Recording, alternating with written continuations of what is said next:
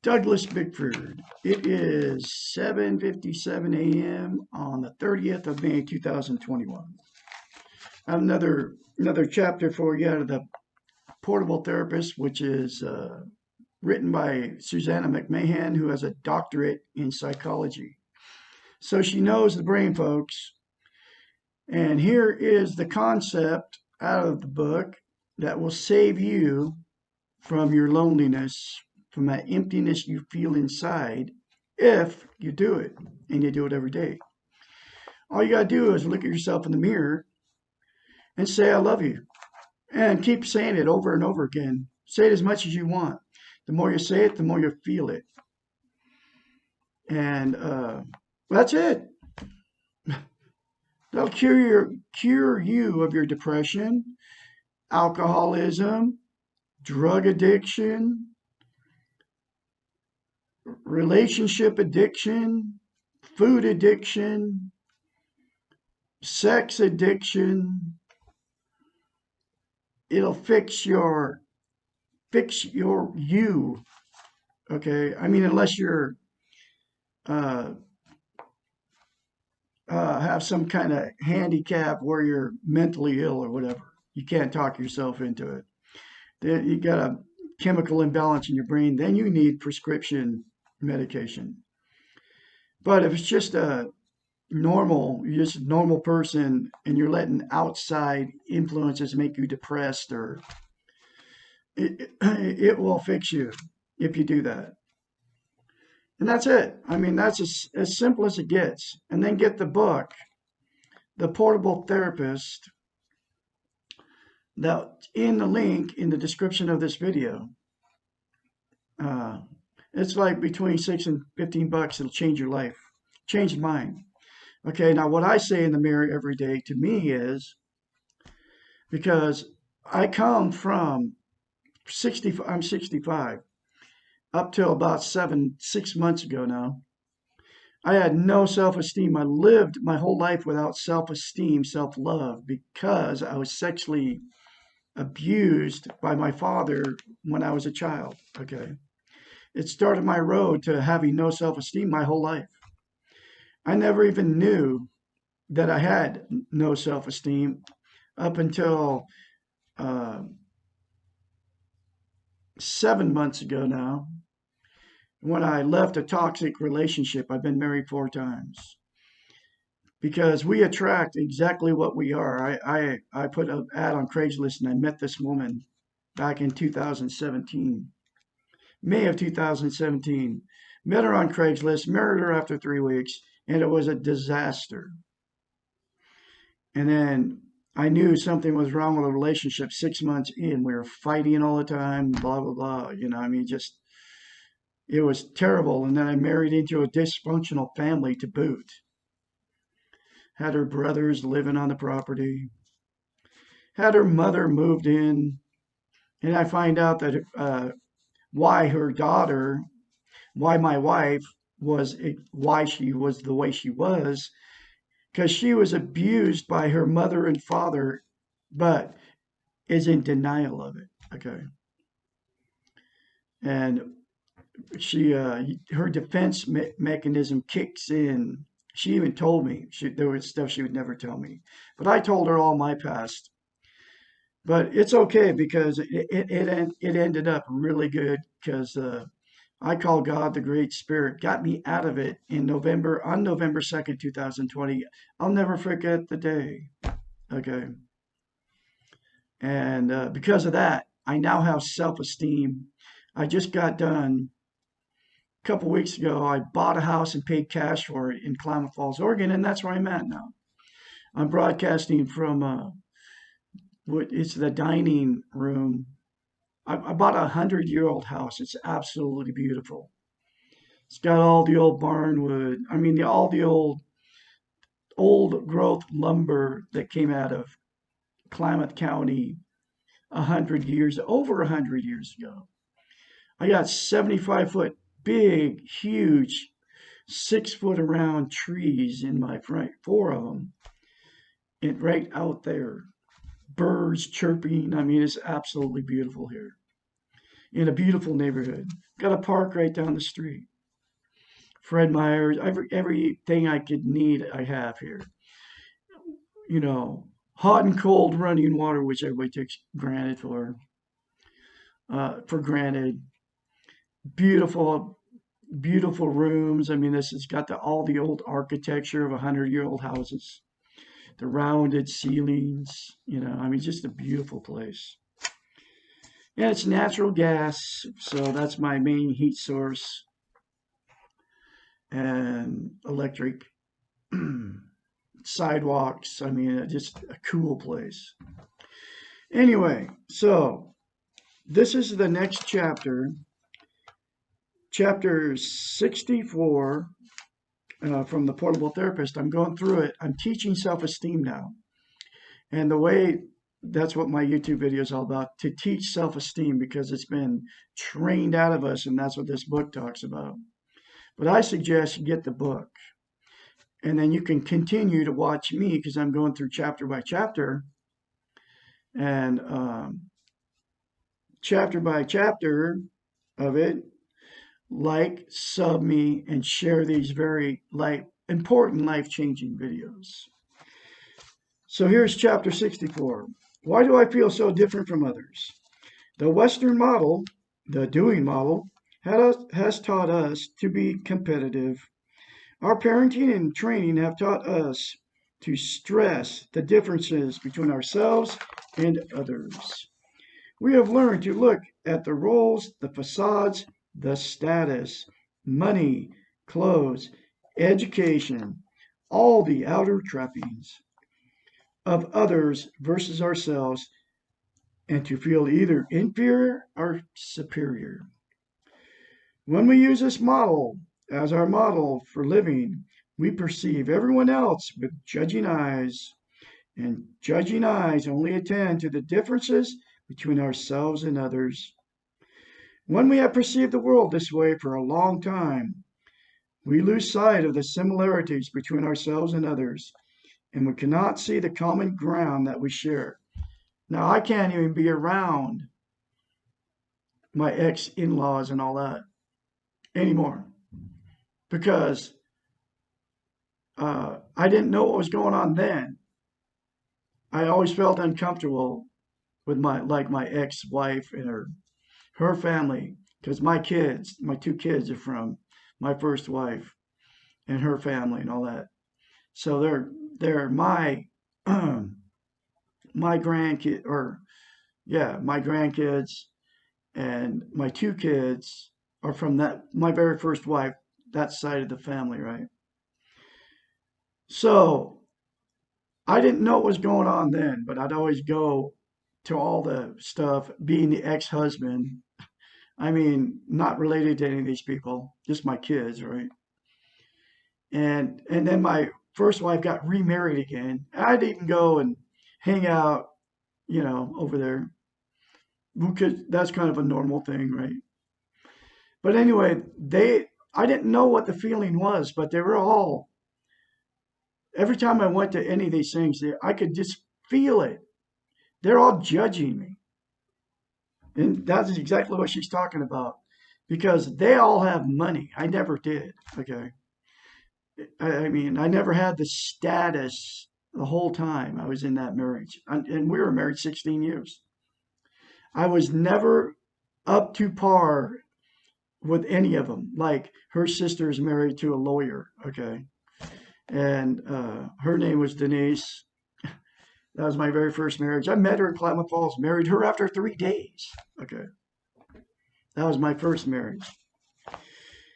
Anyway, so they're all insecure with themselves and they all have money, so that's how they make themselves happy. And so people, but I didn't know it, what was going on then, but I know now. And I can't hang around those people. I won't be around it because I know they're just sitting there judging me, condemning me, because I don't have as much money as them. And that's exactly what this is talking about. It's because they get judgmental and they don't like you because you're not like, you don't have the beautiful house, the beautiful car, the all the stuff that they have, which I never did until now. And if I won't hang around them now, because even if I did bring him over here and and they live in the same town, my ex-in-laws, right? Even if I brought them over here and showed them this house, they would judge and condemn me because it's an old house. I mean, it's got all the original stuff in it, and it needs a little bit of work, but I'm never changing anything of it. I might finish the wood floors in the living room, but I know they would judge and condemn me still because it's an old house and it needs work. They would think it needs work, even though it's got fresh paint and everything else. But anyway, so that's why I won't be around them because I'm not going to let them. I always try to influence these people, and it didn't do any good whether I had everything or not. They still judge and condemn me. Okay, I can't be around them. And my daughter is with an alcoholic, abusive guy. So is my son with an alcoholic, abusive woman. Just like I came out of my ex, my last fourth marriage was an alcoholic, abusive, and her whole family was abusive to me. And I put up with it for 3.5 years. And it took the Great Spirit, who I call God, she threatened to kill my cat. Okay. She had already killed 2 of them. I wasn't gonna, that was it. Okay. And then I walked out. And I haven't looked back, but I still have the moments of pain of it. And that's all in this book and how I learned to deal and accept the pain I have from that relationship. Anyway, here we go. I'm continuing on here. And I'm not the same person I was 7 months ago. I'm not at all. Because I've learned to love myself because of that one simple concept. And then I kept reading the book, and there's more concepts in here. So that's why it's very important that you get the book. Focusing on our differences rather than our similarities is a sure way of losing our sense of belongingness. And without belongingness, we are truly lost and alone and miserable. See, all those people I just talked about, they're all lost, okay? Because you'll never buy happiness with things, material possessions. You can never get happiness with uh, going to church or money, okay? You could have $1 million in the bank and still blow your head off because it doesn't make you happy. And I could hear all the conversations going on when I was around those people. They're judging, condemning everybody. That's what the conversations are about. Talking about other people. How terrible other people are. My ex mother-in-law, she called black people coons. I mean, it was like she was like, "Oh, those coons." And then Martin Luther King, right? She hated that guy. I mean, she would say he was a coon and that he did terrible things when he was, I mean, it was just like they're racist. And that's how they are. With no self-esteem, that's how you are. Okay. Self-love. Because if you have self-esteem, you won't criticize, judge, or condemn other people. Because we're all connected. They're all the same. We're from the same Okay, we're all, however you want to call it, whether we're created, whether we came from evolution, we are connected. Everybody is connected. I'm talking about all the living things too, the trees and the animals. Okay, they all have the same thing. It is great. It is a great paradox that what others like about us and what they relate with is not our individual uniqueness, our differences from others, but our similarities with them. I want to read that one more time. It is a great paradox that what others like about us and what they relate with is not our individual uniqueness, our differences from others, but the similarities with them. As humans, we share feelings and responses and the ability to understand and empathize with others. Our closeness comes from this shared awareness. We may not act in the same way to the same stimulus as someone else, but we do recognize, excuse me, the similarity of the feeling. We are unique in the way that we behave, but we are similar in the way we feel. All of us know pain, even though each of us has our own reasons for our pain. We feel different from others when we fail to recognize the validity of another's pain. Being self-centered results in denying, ignoring, or failing to perceive the importance of others. Perceiving ourselves as different from others means being able to relate to the humanness that we all share. And this is Bullseye. This is the guy that got us out of the terrible relationship. God used him to cause trouble, well, he didn't do anything wrong. He's a cat. But she was going to kill him because he scratched her mother in the face, but her mother lied about it and said that he jumped off the floor for no reason and just attacked her. And the truth was, she used a cane or whatever, prodding him when he was in a cat fight and had her face down there by him. She was trying to break up a cat fight and he scratched her in the face because she was using a cane on him. And anyway, so they were going to kill him, literally, weren't they? And he knows the truth too. And he saved me because of all that. I got self-esteem, and that's why I'm on YouTube making videos of teaching self-esteem. But there he is. I love you, buddy. He's a good boy. He would never do something intentionally just to hurt somebody. And that's what I mean. The day I left, man, they were going to kill him. Her mother and my wife, attacked me over and over again. Her mother was telling me, you need to get rid of that cat. He's dangerous and all this stuff, right? And I took him and my two other cats and I left. I mean, right. And he knows too.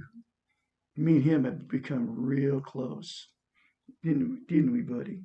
I love you. Okay, get going. Anyway, he jumped up on me, so I had to share that with you.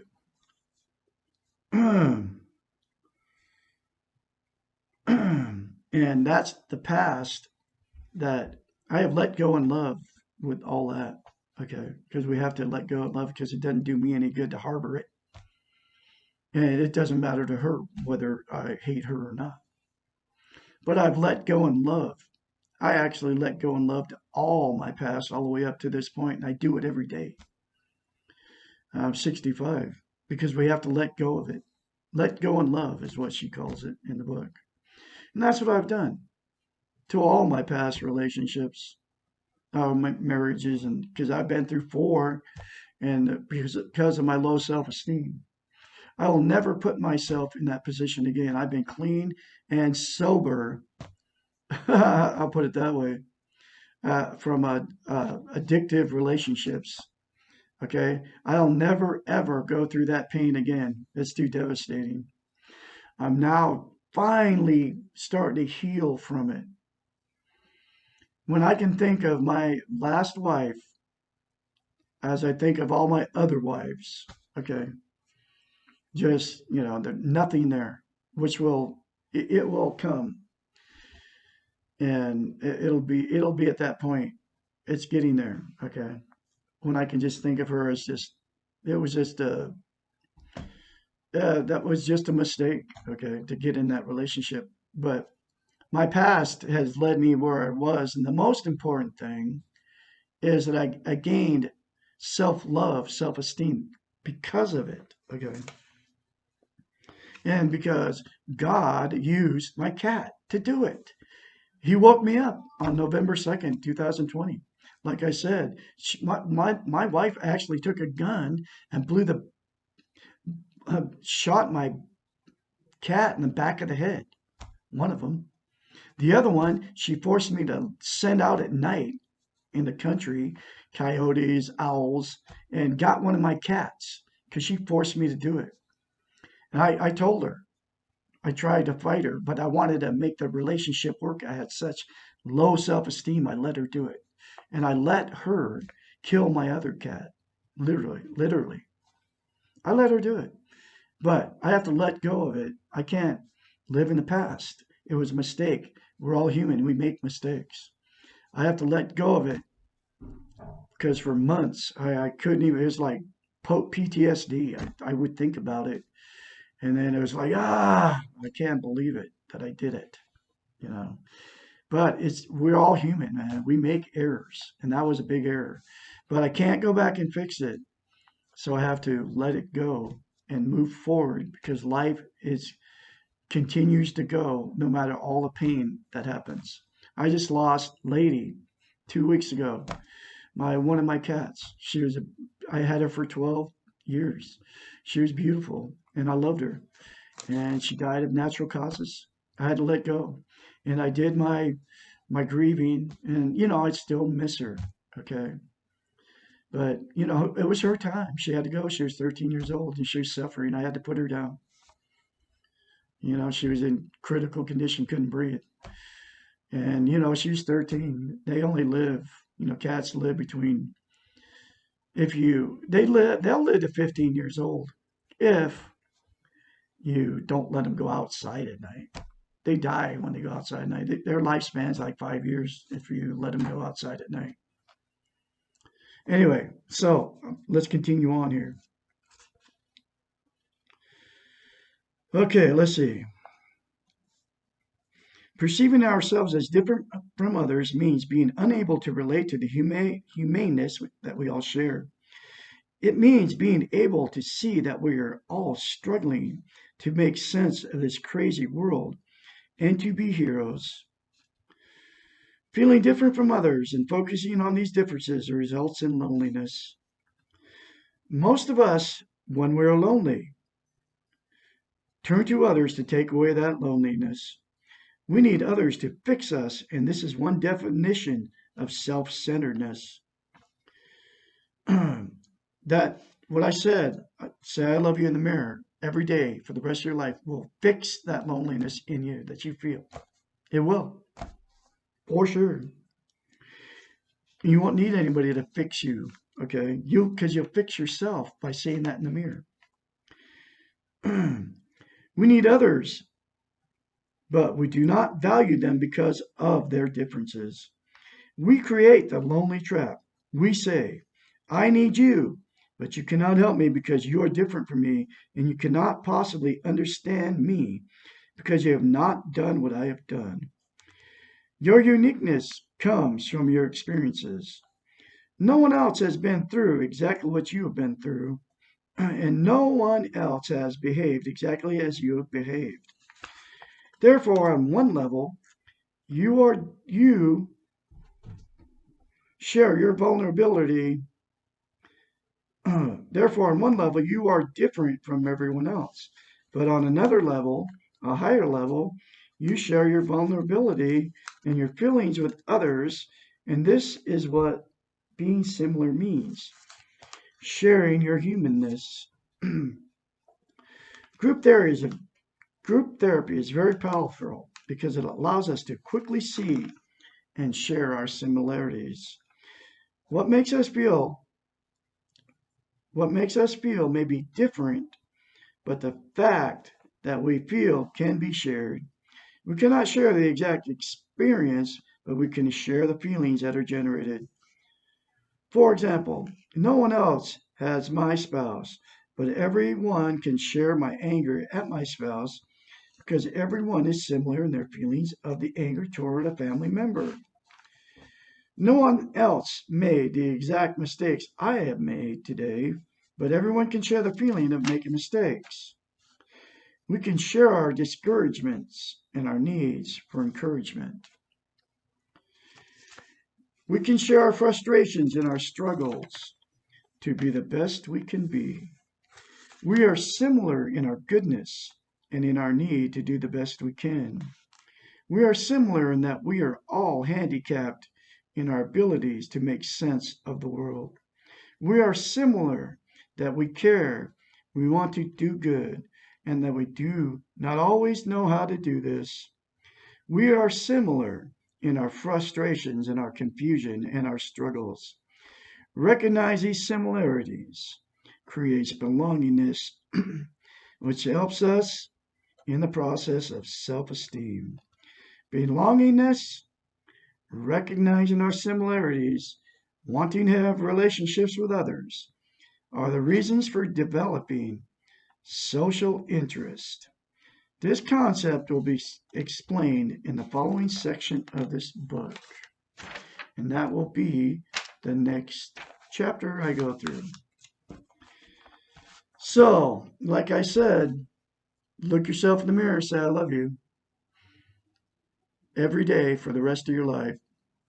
You can get in touch with Douglas Bickford at douglasbickford753@gmail.com.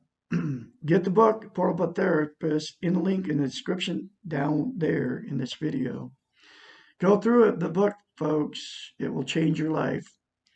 And you can change your life by the number one thing you can start today. You can make the choice to love yourself. That's within your control.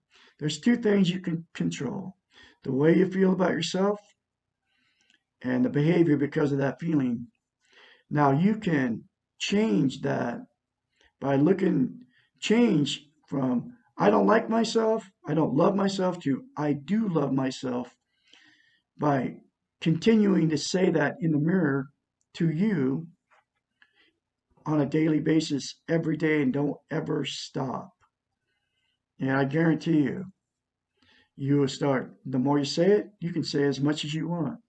You can say as much as you want good about yourself, but never say anything bad about yourself, because it will come to pass and it'll make you depressed. You say good stuff about you, it will come to pass. I guarantee you. I say I'm a good musician, I'm a good grandfather, I'm a good father, I'm a good dad, I'm a good husband, I'm a good cook, I'm a very talented musician, I'm good looking, I'm a beautiful person from the inside out. I love myself, I love my inner child. I will not live in the past in guilt, and I will not live in the future in anxiety. I will do good things for the rest of my life. All good things are coming to Douglas A. Bickford. Uh, I'm worthy to be loved, and I'm worthy to love. And the right person for me will show up, because I'm not done with having a romantic relationship.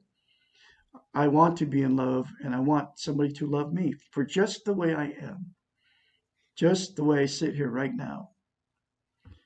And I know it will happen eventually, because I have a lot to share. I'm a very nice person. I'm very easy to get along with too.